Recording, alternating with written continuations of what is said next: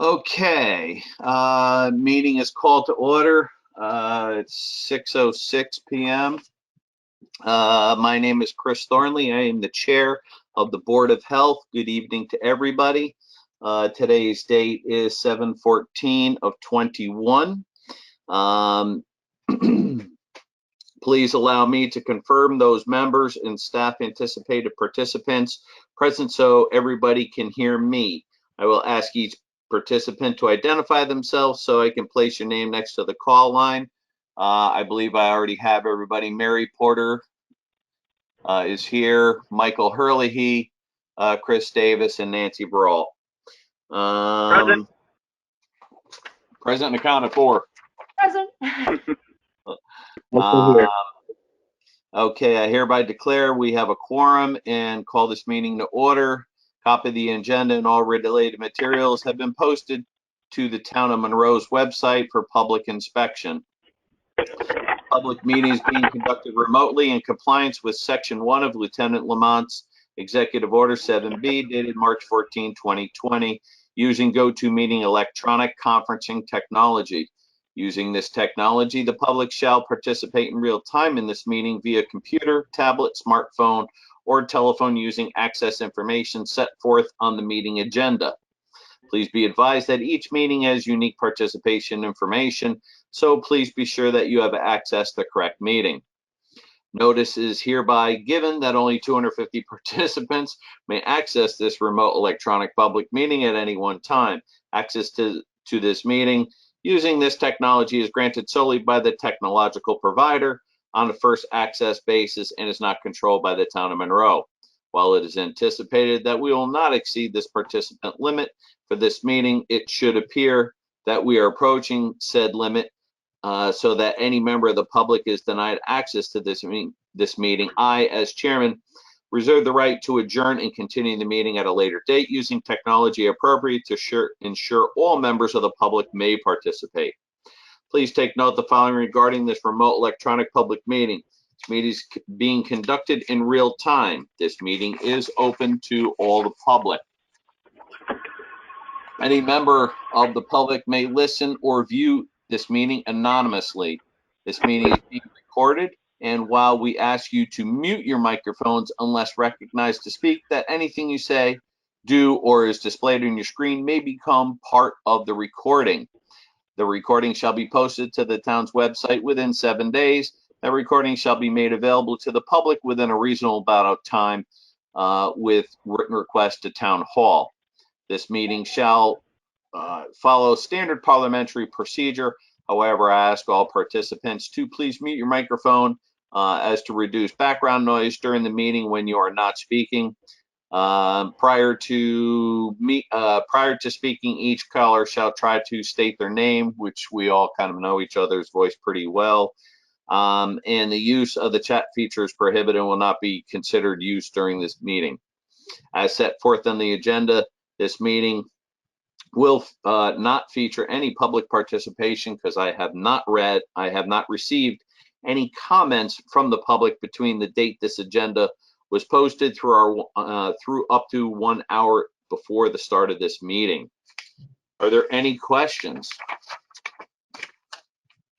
Okay, so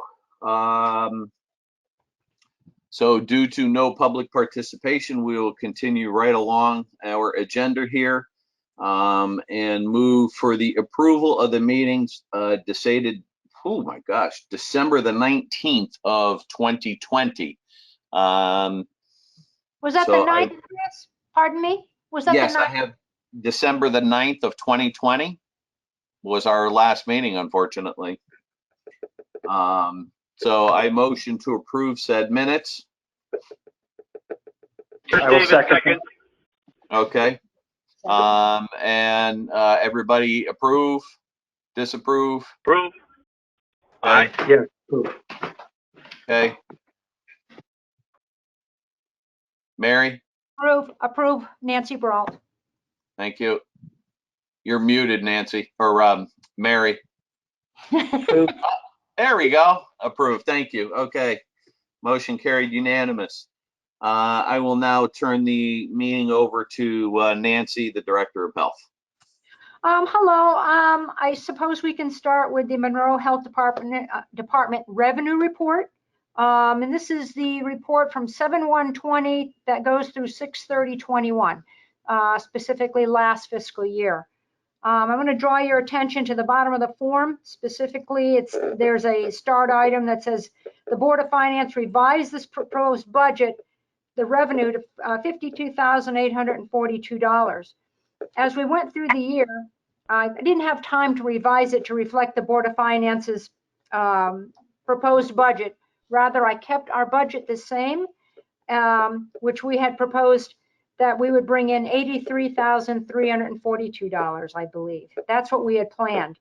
And I just wanted to point out that actually we brought in $87,432. So we brought in some extra money that the Board of Finance did not count on. So do you have any questions on that? I mean, that's all like good news. No questions here. That's great. I mean, that's just. Yeah, no. Looking over the numbers, everything looked very, very good. We had obviously a small increase in and some of the building permits and wells and that sort of thing, as well as licensure, which was actually kind of surprising that we had an increase in licensing for restaurants. So it was very encouraging. Yeah. So I was just, it was happy days. Anyway, so also take a peek at the proposed revenue report for this fiscal year that we're currently in. And let me see if on the agenda if we're gonna, what we'll do is we'll go over this under 7, which is unfinished business. Is that all right? And we can discuss this as part of this budget forthcoming. Is that all right, or do you want to review it now? We're on it, so let's just keep going with it. There you go. Okay, so Barb went and updated the monies that we know will be coming in through our licensing, and see that the starred items are those items that we know that if everything were to happen today as income, that revenue is what we would receive. The other numbers are basically copied over from from last year. And we were trying, I remember a couple of years ago, we were trying to figure out, you know, how much money is going to come in from temporary food service events, and we would kind of go back and forth with that. So I just kept it the same for this year. And I don't know if you want me to do some more homework and compare the past 2 or 3 years, or just go with it. Go with it. Okay. Go with it, Chris Davis. I say go with it as well. Obviously, we have no idea how it's going to go, so you know, it is what it is at this point. There's not a whole lot we can do about it. Right. Okay. All right, then that makes that easy. Thank you very much, everybody. Okay, so that takes care of the revenue report. Let's look at the environmental health activity report from last year. And you will notice that, of course, many of our routine food service inspections were not conducted. We're getting back to it now, and as you see, we've started back, but and it's because of COVID. It's probably not a good idea to go into restaurants and mingle with the staff when you're trying to protect yourself and protect them from the virus. So anyway, our department, in addition, our department was incredibly busy with our clinics, and so therefore our food service inspections, routine inspections, suffered a bit. However, you will notice if you look down to line 6 and 16 and line 20, all that is septic work and B100 reviews, and you know, they're over 100%. So we have done a lot of work this last year in the field, and I really got to pat my sanitarian on the back for getting this work done in the middle of doing the clinics and everything else. Nancy, I don't know if you would have the answer to this, but do you know if a lot of that septic work was done because of the large amount of real estate turnover and the inspections that happened and repairs were needed, or if it was just that repairs got done? Now that I don't know. If they were repairs, they would fall under repair. Let me take a look here. Plan review, septic, repair, residential. Look under 22. That's 50. 100%. So if you look at, But we still don't know if it's on an occupied property or a transfer of property, right? pardon me? We don't know if that would be on a train. Basically, what I'm thinking is, were there so many because there was so much turnover in real estate that there were a lot of inspections and therefore a lot of identified needs? I don't have a way to tease that out. I can tell you what new houses, because it says new residential and the rest are just Right. repair. And it could be, because we've had, Barb, what's your thought about that? When a lot of people were coming in, was it they had their septic systems maybe repaired because of property transfers? Sales? Don't recall that. Yeah. We don't capture that information, Mary. Okay, thank you. It would seem to make sense though. You know, but I don't have that information. Or people were home more and using their water more, and usually the house was empty during the day, and now that it wasn't, they recognized the problem. So it could go either way. Yes. When you can't flush your toilet. Yeah. When a family of 6 are all at school and work all day, and now instead they're all home all day, it makes a difference. Oh, yeah. Oh, yeah. All right. And people are eating a lot more too. Yeah. Any other questions regarding this last fiscal year's report? No, I think I'm good unless somebody else has something.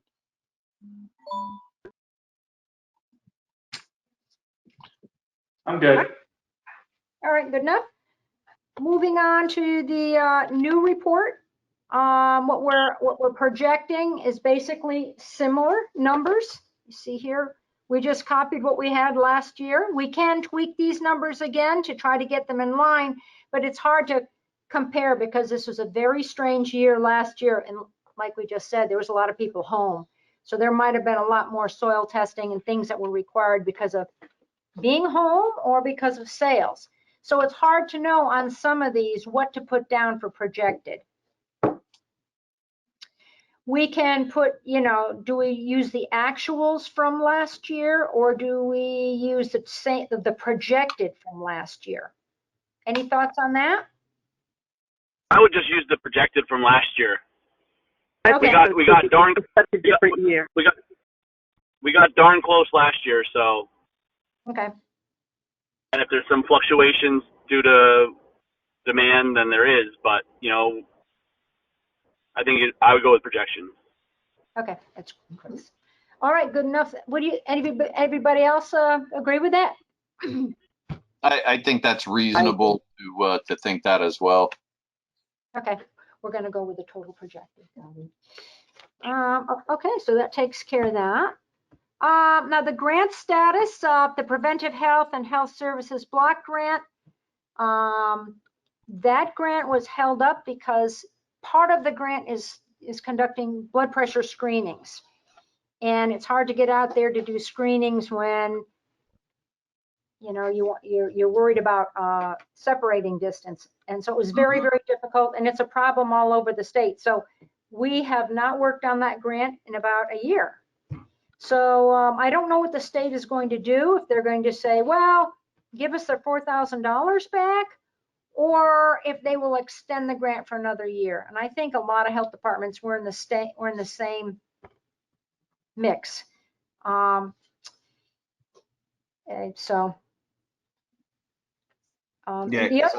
that was something I certainly had a question about.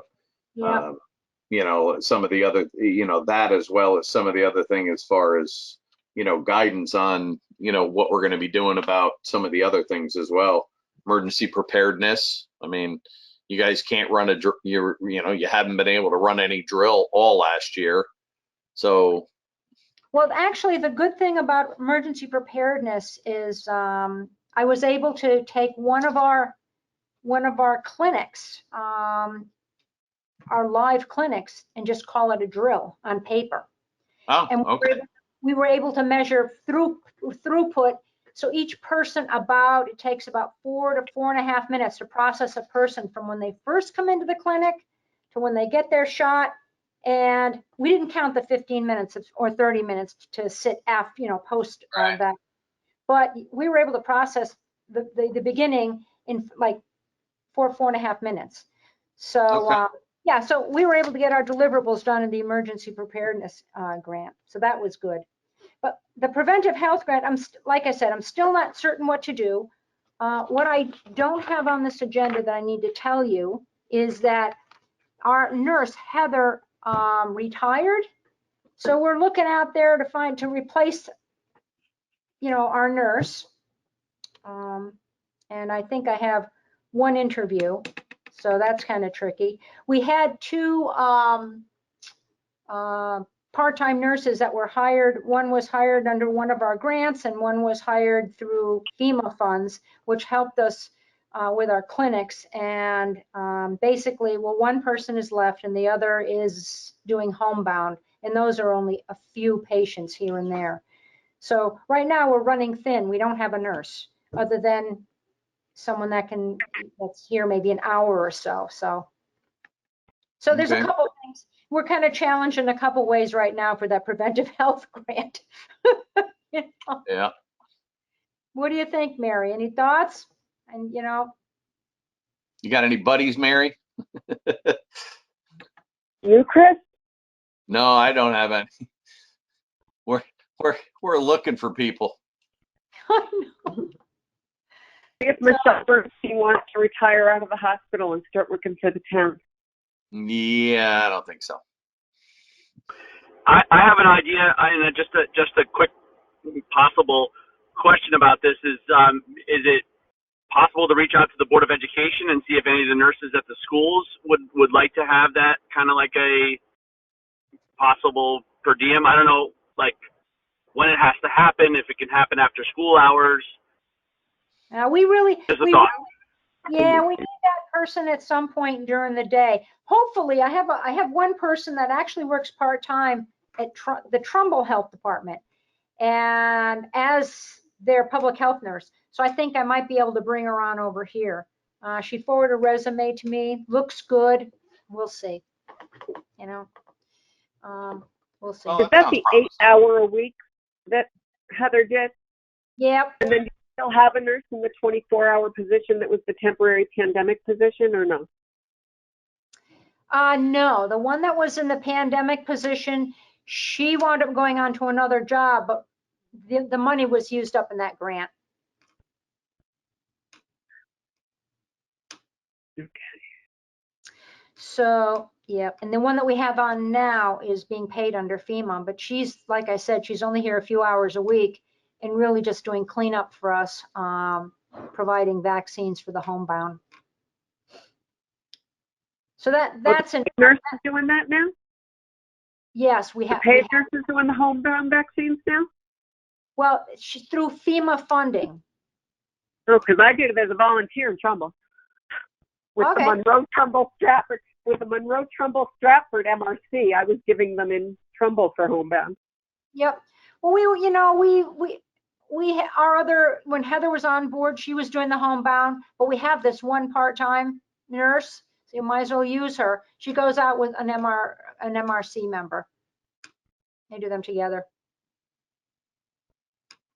So it doesn't hit our budget. Well, no, the thing is, I think there were people out there that were willing to volunteer and it wouldn't hit any budget. True. True.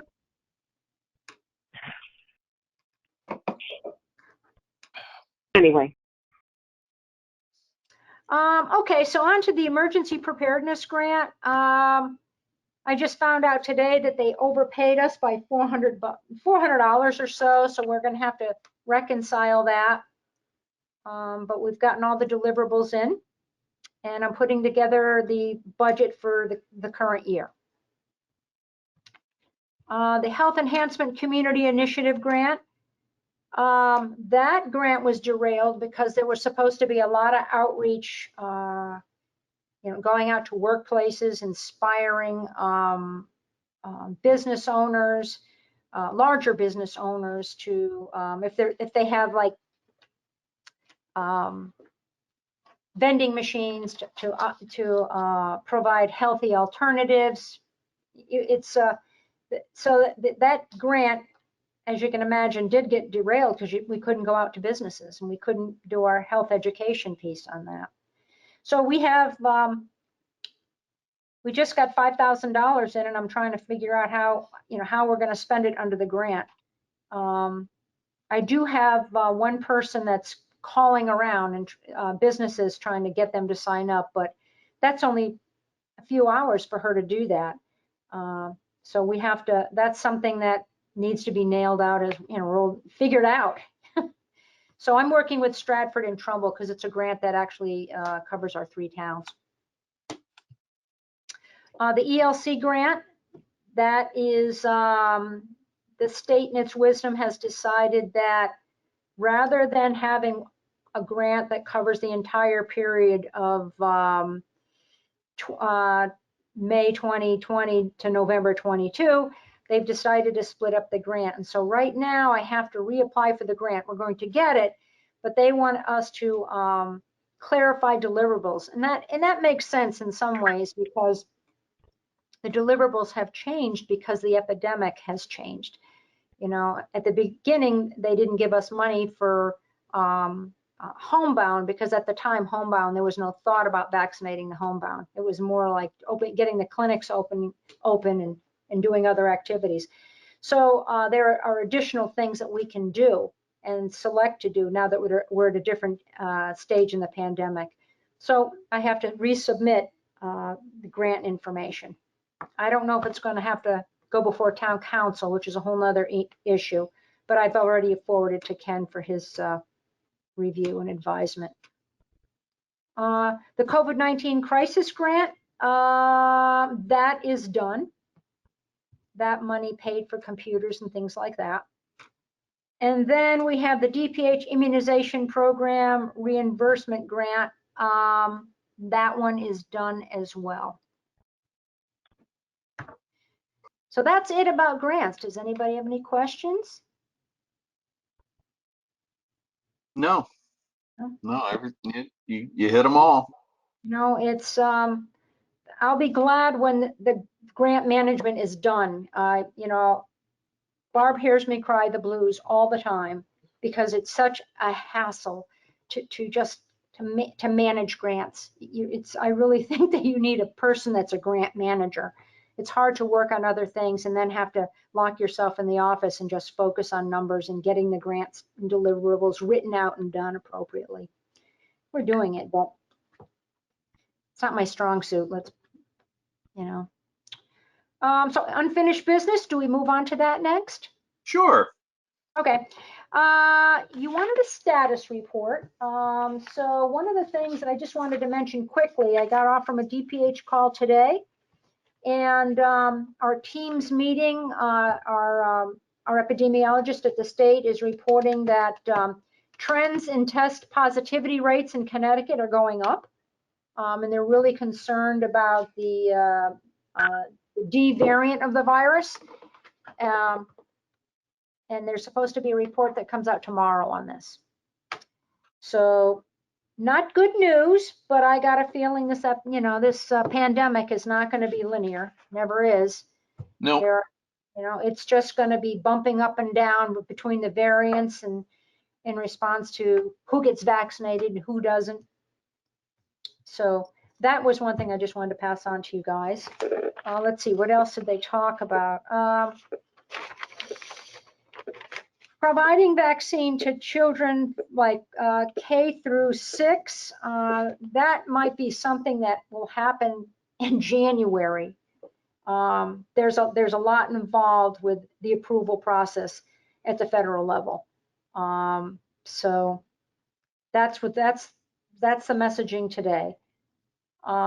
When schools open, there's a push through the CDC to have a layered approach to prevent children from becoming infected. And part of that is, of course, mask wearing, but also to do asymptomatic testing. You might pick one classroom a week, test all those kids through nasal swabs and find out who comes up positive.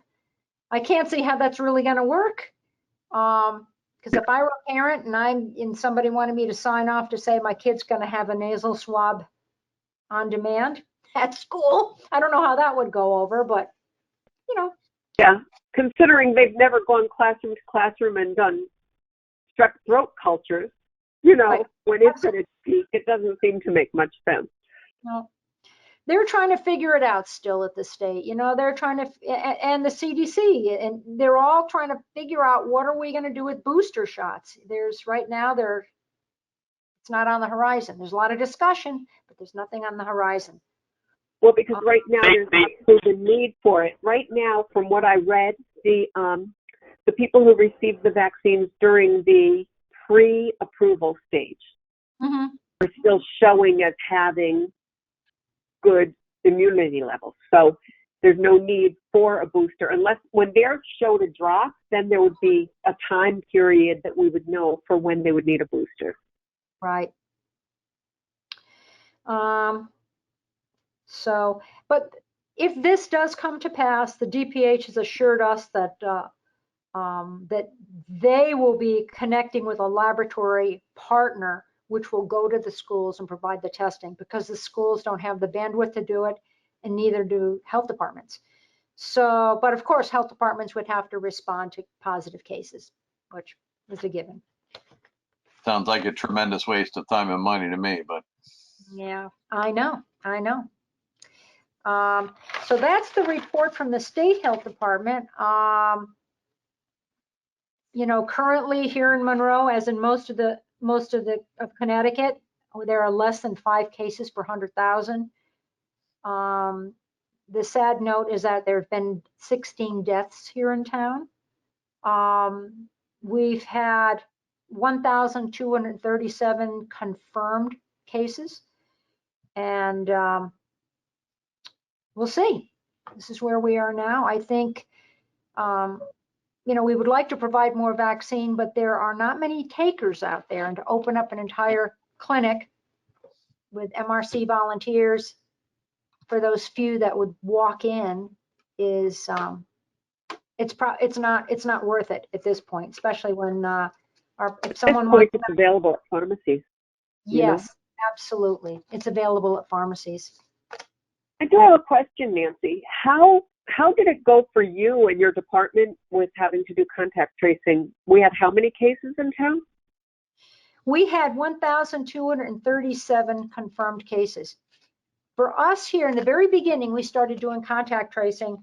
And let me clarify the type of contact tracing. There's the type where I am following up through a database that the state health department has, and I am tracking the people that have gotten ill. There is that piece, but there's also working with the Board of Education when we have a positive case, working with the school nurses and following up, like where was the child positive? Where were they in the classroom? So there's kind of 2 pieces to that. We work closely hand in hand with really all the cases at our schools. And part of that was just getting our team together, which is the nurses and Joe Kotzba, so that we know how we're handling a positive case, or where was that child sitting on the bus relative to other children on the bus, that kind of thing. So but very soon when the epidemic really took off, we didn't have the bandwidth to just do all this contact tracing. So like Trumbull, we decided we're going to call up the state and ask them to do it, because they have a whole bank of volunteers, and we just let them do it. And that's how the contact. Do you know how extensively it was carried out? I just wonder, of those 1,200 people, how many actually were contacted for contact, I know that I had. I guess if the state would report back to you would be my question, but. Right. So, I mean, when we started doing it at first, we would get a case would pop up. Heather would do the contact tracing. The next day we might have 3 or 4, but she's not a full-time employee, so it might take another day for her to get to it. But by then she'd call up, or she'd look in the database specifically, and the state had already contacted that person. So they were right on it as far as I know. I haven't contacted anybody to find out if they got a call. Though there has been, I can say this, there's been a couple cases where I've got calls here at the health department saying, hey, my son's positive and nobody's called. I'm like, well, so, what happened that nobody called? Well, the son doesn't live in Monroe. Well, if they don't live in Monroe, we don't even, we don't know about the case. So some of these things had to be teased out to figure out what was going on. But I wouldn't say sure, there might have been some people missed or they didn't get the message or they didn't call back. Because if you try to reach out to somebody, I think the state got down to you make a contact twice, leaving messages, and if they didn't get back to you, there's not much more you can do. And there was actually a point at which in my opinion, contact tracing wasn't really effective. There were just too many positive people. But yeah. Any other thoughts, Mary? No. But yeah, a lot of small towns, they relied on the state health department to do the contact tracing because they just don't have the in-house staff. It would be nice, but so our vaccine clinics, did you actually send that to the board, by the way? Yeah. Okay.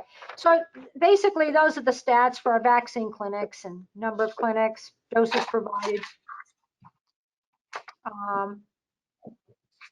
What was, I just can't stress more how it was a great experience working with Joe at the Board of Ed and with the nurses over there. Great staff. As soon as we found out that we could provide vaccine to kids 12 to 17, I called Joe the next day. I'm like, Joe, we're going to have a clinic over at St. Jude's. We want your kids to come. Are you able to contact them all somehow? And because you have they have everybody's emails and contact information, and they can just literally send a blast email out to all the parents asking them for, if they want to participate in the clinic with their kids. And when he did that first day, we had 400 people sign up right away.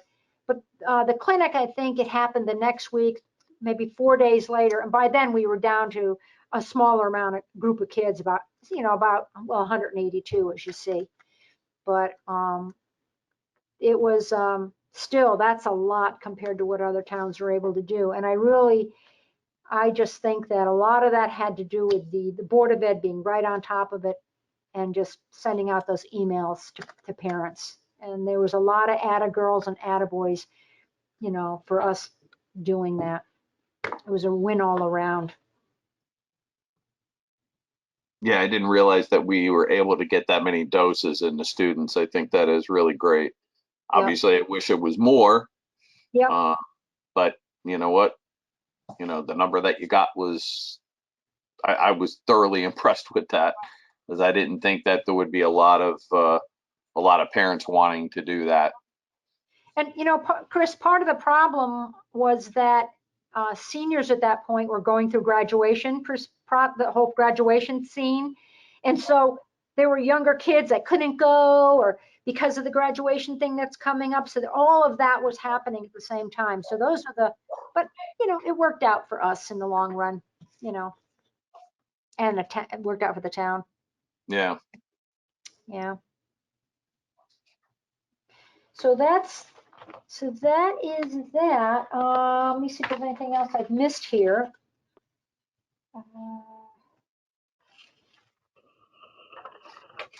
So we are still doing the homebound visits.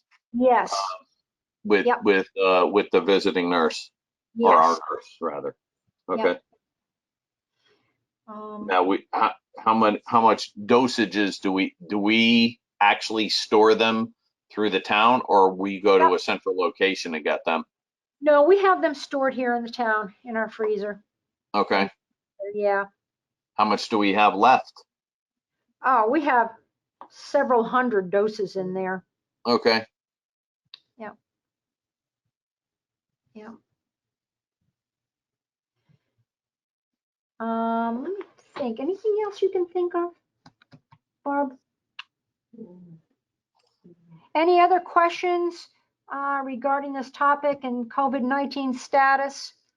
No, I was, I remembered you when we were going to have our meeting that we had to abruptly cancel, unfortunately, back in June, that you had sent out like a, like, I don't know, 10 pages, 12 pages, or whatever it was, of different graphs and so forth. And I was just kind of actually thumbing through that as well. I just remembered it while we were sitting here talking. Yeah. And some of the a lot of the information you have in here, just really shows a lot of the effort by you guys and so forth about trying to get things out there and that sort of thing. Right. It was this whole thing was pretty amazing. We're trying to get back to normal now, and it's like, what is normal? It's like, oh yeah, that's right. We used to do this and that. So it's a bit tricky. But to try to get back to where we were. Recently, we had a hot wash for regional, and I can actually go over some of this with you.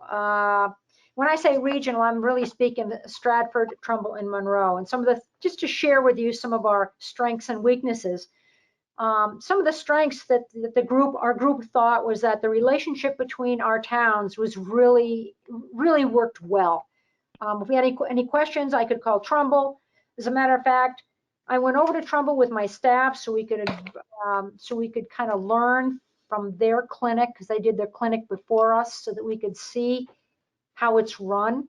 And it really gave us the confidence. As you know, when you start anything brand new, it's kind of scary. But it just went very well. And before that, Trumbull went over to Stratford to learn how to run a clinic too, because they just wanted to be sure that the setup and everything worked well. The proper distancing, setting up the stations, procedures, all of that was in order, and it just went very well. Let's see, some other things that they thought. Like one of the things that I thought really kind of worked out well for us is that in the beginning, when we do our emergency planning, we think about having our flu shots or our, if we're going to do any type of an emergency response where you have to give vaccines or pills into people, that we would go to, we'd go to Stratford. And the backup would be Trumbull, at Trumbull High School. But in this scenario, and the reason why we did that is we never thought we would get a lot of volunteers and we wouldn't be able to run separate clinics. That was the whole goal. It's like, well, we're going to have to do it all over to Stratford, and if we're able to have extra volunteers, we'd go to Trumbull, so that these volunteers can run the clinic for us, help us run the clinic. But what happened in this pandemic is that we had a lot of volunteers come out of the woodwork, and Mary, I know that you would agree with me. There was a lot of people that came out of the woodwork that said, we're going to help. And so we could just go to St. Jude's and have our own pod. And that was never in our emergency planning at all, to have our own pod. And so that was a lesson learned. And I think that we should discuss moving forward. Maybe we might want to have a backup like at St. Jude as a pod in our town. But this pandemic might be a little different because a lot of people were out of work. But I don't know, I'm not sure. What do you think, Mary? I never worked one of the clinics at St. Jude. I saw the flow at the senior center was great. But then the numbers, then the age restriction got lower, so the number of people could get higher.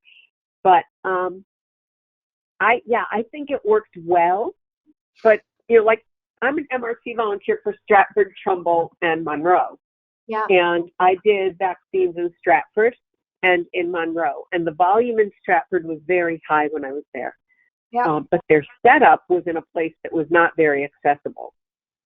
So when I went from there to the senior center, and it was so easily accessible, it was very nice. And St. Jude's is similar, Yeah. where there's accessibility. But the Stratford Health Department is not a very accessible place. So it was not easy for people to get in and out of there, especially when it was the over 70 crowd. And Right. there were a lot of people having a struggle to get in and out. I Right. really kind of like the idea of drive-bys if there was ever something like this. The hard part is the 15 to 30-minute observation. So you can't Yes. do observation in cars unless you have everybody back in and you go car to car and you keep somebody out there, you know, like if you park in groups of 10 or something and somebody goes and shoots them all in the arm. But for the older people, it would be nice if they didn't have to get out of their cars, but that's for another time. That's for another time, yeah. But Yeah. I think that, I think we should revisit this, and especially the, I'd like to provide you with some more hot wash materials so that you kind of got to, rather than just reading a couple bullet items off from a sheet here, so that next time around we can probably think about, is this something that we want to do in the town? Should we establish a pod, a formal pod in our town? I think it worked out very well because at the beginning we didn't have one. We couldn't go over to the school. The school was open, and we could have done it after school. It's harder to get volunteers 6, 7, 8 at night. We had thought about that. We did think about weekends, and then I asked Ken if it was possible we could go over to St. Jude's because the school's closed and they got that big gym there. Why can't? It's a beautiful place to drive in, park. It's perfect for us.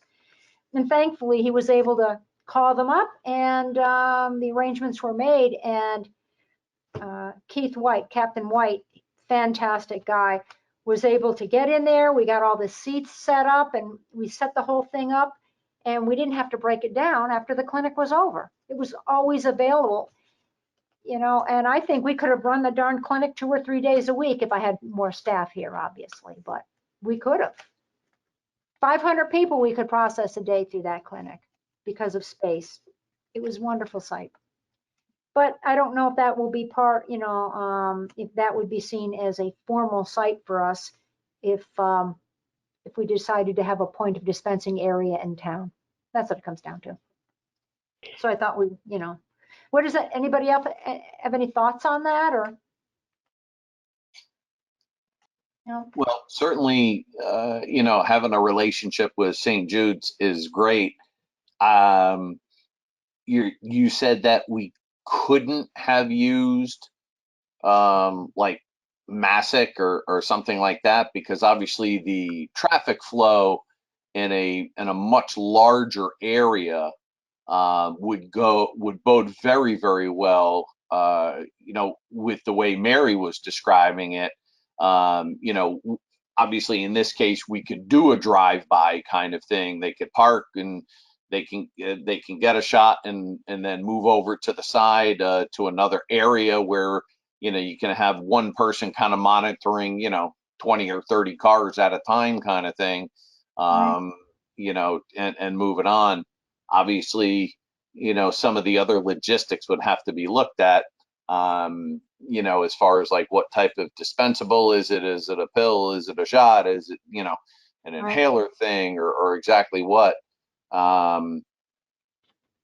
So obviously you'd have to have, I would think, a couple of contingency plans, as you're saying that Trumbull has Trumbull High set up. Yeah. Well, if they're using their high school, why couldn't we use ours? Type thing would be my thought. Yeah. As an emergency type situation, if we're kind of still, for lack of a better term, going through life, obviously, like in this particular case, there was a lot of people that were still working, some were not working. You'd have to, again, have contingency plans, have a deal set up with St. Jude's to do something like this again. But again, I just think the high school would be probably the best place to do something, just because of the sheer size of the parking area, the traffic flow, all those kinds of things. That, But I would certainly be interested in visiting this, and talking with talking to Ken, talking to the Board of Education, as in well, what if we had something happen and we needed to do this? What types of plans could we set up using, town-owned property, or, again, St. Jude's, if that's what we all choose to say. There's a lot to cover there, but some of the weaknesses that we found, and Mary, you know these. We had problems with BAMS, the data entry system, the CDC system. It was buggy. Sometimes it was down, and we had to use our backup plan. So let's see. There were problems. Some people tried to do drive-through clinics, but due to space limitations, there were problems there. Sometimes it was difficult to coordinate volunteers when towns had clinics on the same day. Departments, our health departments, we were really struggling with the state because the state was giving us so much information from different areas of the state at the same time. It was hard to keep track on what was the newest new, and because things were changing almost day by day, it was very, very difficult. So those are just some of the things that we faced, and that as part of our heart wash that we covered. I will give you more information as it comes to the fore, because right now it's basically notes, and this was just from a meeting from yesterday. So so let me get back to the agenda here, if you don't mind. So we did the COVID-19 status report. Is there anything that I missed on that status report? No, I think you pretty much covered everything. Case rates and infection rates and that sort of thing. All seems pretty okay to me. If you want to keep some kind of running total, which I'm sure you have to have for the state DPH anyway, and you can kind of keep us up to date for